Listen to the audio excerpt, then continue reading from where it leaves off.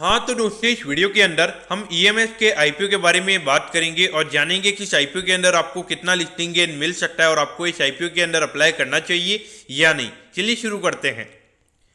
तो देखिए, सबसे पहले अगर हम यहाँ पे आईपीओ के डिटेल्स के बारे में अगर हम बात करेंगे तो देखिए 8 तारीख को ये आईपीओ में ओपन होता हुआ नजर आएगा और 12 तारीख को ये आईपीओ में क्लोज होता हुआ नजर आएगा। तो यहाँ पे अभी पूरा टाइम टेबल अनाउंस नहीं हुआ है, लेकिन आप ये मान के चलिए कि अगर 12 तारीख को आईपीओ बंद हो रहा है तो उसके लगभग एक हफ्ते बाद में हमें यहाँ पे ये कंपनी हमें लिस्ट होती हुई नजर आएगी, यानी कि अराउंड 19 से 20 के लगभग ये कंपनी हमें लिस्ट होती हुई नजर आएगी। अब अगर हम इशू साइज की अगर हम बात करेंगे तो देखिए अराउंड 321 करोड़ के लगभग का आईपीओ में यहाँ पे नजर आता है, जिसमें अगर हम फ्रेश इशू की अगर हम बात करेंगे तो 146 करोड़ का हमें यहाँ पे फ्रेश इशू नजर आता है। ये यानी कि ये जो पैसा है ये कंपनी के पास में हमें जाता हुआ नजर आएगा। और उसके अलावा 175 करोड़ का हमें यहाँ पे ऑफर फॉर सेल नजर आता है, यानी कि ये जो पैसा है ये या तो कंपनी के प्रमोटर्स थोड़ा स्टेक वगैरह अगर बेच रहे होंगे और उसके अलावा जो प्राइवेट इक्विटी यहाँ पे कुछ इन्वेस्टर्स होंगे उनका यहाँ पे उनके पास में हमें ये पैसा जाता हुआ नजर आएगा। अब अगर हम प्राइस बैंड की अगर हम बात करेंगे तो देखिए यहाँ पे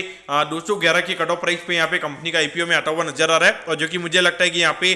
थोड़ा बहुत यहाँ पे चेंज भी हो सकता है, क्योंकि यहाँ पे मार्केट में एक्सपेक्टेशन चल रही है कि लगभग 211 के लगभग कंपनी का आईपीओ प्राइस हमें आता हुआ नजर आएगा। ये कल कंफर्मेशन मिल जाएगा और जैसे ही कंफर्मेशन मिलेगा तो हम यहाँ पे नीचे कमेंट सेक्शन में आपको बता देंगे कि यहाँ पे क्या प्राइस बैंड पे कंपनी का आईपीओ आ रहा है। वैसे 90% ये एक्सपेक्टेशन थी कि लगभग 211 के कट ऑफ प्राइस पे कंपनी का आईपीओ आएगा और मेरे ख्याल से एक लॉट के अंदर यहाँ पे अराउंड 70 शेयर्स हमें यहाँ पे नजर आएंगे।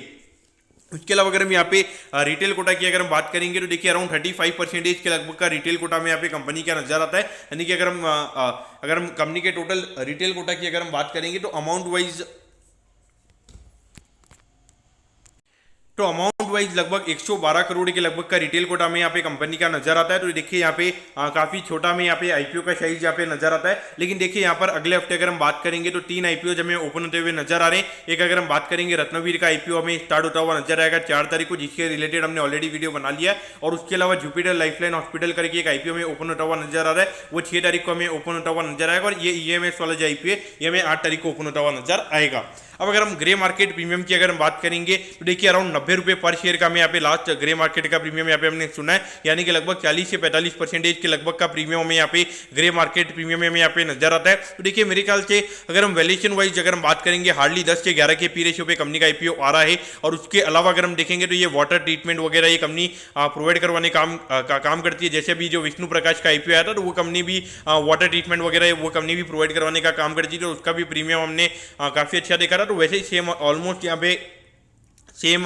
बिजनेस मॉडल हमें यहाँ पे नजर आता है। और मेन अगर मैं इनके कस्टमर की अगर हम बात करेंगे गवर्नमेंट हमें यहाँ पे कस्टमर यहाँ पे नजर आती है। और अगर हम करेंटली अगर हम मार्केट के सिनेरियो की अगर हम बात करेंगे जितनी भी जो B2G वाली कंपनीज है, यानी कि जिनकी मेन कस्टमर अगर हम बात करेंगे गवर्नमेंट जो भी ऑर्डर्स वगैरह उन्हें अगर मिलते हैं तो गवर्नमेंट से ही मिलते हैं, तो उस पॉइंट ऑफ व्यू से अगर हम देखेंगे तो यहाँ पर ये कंपनी की अगर हम ऑर्डर बुक की अगर हम बात करेंगे तो 1800 करोड़ के लगभग की हमें यहाँ पे ऑर्डर बुक ये कंपनी की नजर आती है। तो ऑल ओवर अगर हम देखेंगे अगर इतनी अच्छी ऑर्डर बुक अगर कंपनी की है इतने अच्छे लेवल पे, जो कि अराउंड 1100-1200 करोड़ के मार्केट कैप ये कंपनी का आईपीओ आ रहा है, और लगभग अगर 50-60% के प्रीमियम पे अगर ये कंपनी हमें लिस्ट होती हुई नजर आती है, यानी कि 1500-1600 करोड़ के मार्केट कैप पे ये कंपनी हमें लिस्ट होती हुई नजर आएगी। तो उस पॉइंट से देखा जाए तो वहां पर भी लगभग 14 से 15 का पी रेशियो में यहाँ पे नजर आएगा। तो देखिए अभी बहुत सारा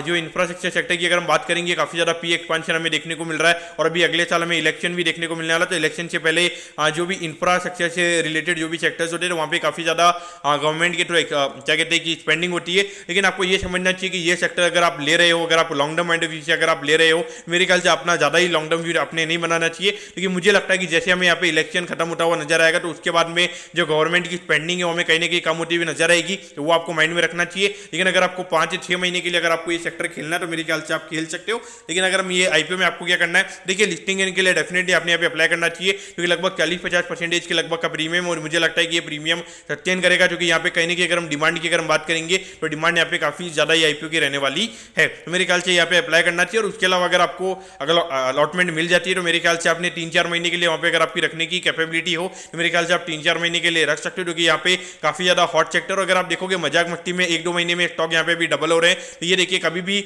ऐसा पागलपंती अगर किसी सेक्टर में आता है तो मेरे ख्याल से मैंने देखा है कि थोड़ा 5 से 6 महीने तक वो हमें कैरी होता हुआ नजर आता है। तो इसीलिए अगर आपको अलॉटमेंट अगर मिलती है तो मेरे ख्याल से थोड़ा रिस्क लेकर आपको उसने आपकी जो अलॉटमेंट है उसको आपको रखना चाहिए 3-4 महीने के लिए। और उसके अलावा अगर हम बात करेंगे, अगर आपको अलॉटमेंट नहीं मिलता है तो क्या आपको ये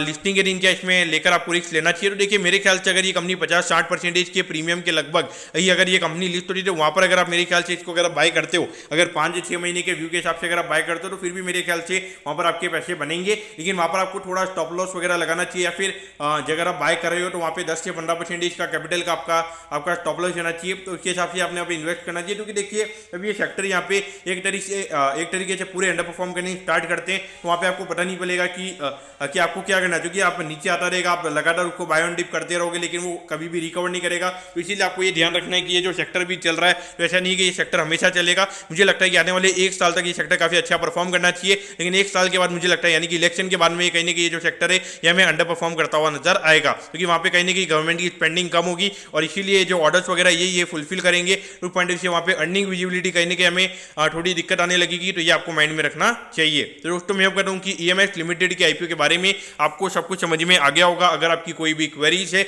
आप कमेंट कीजिए, मैं जरूर आपके कमेंट पर रिप्लाई करूंगा। ओके दोस्तों, thank you, have a nice day.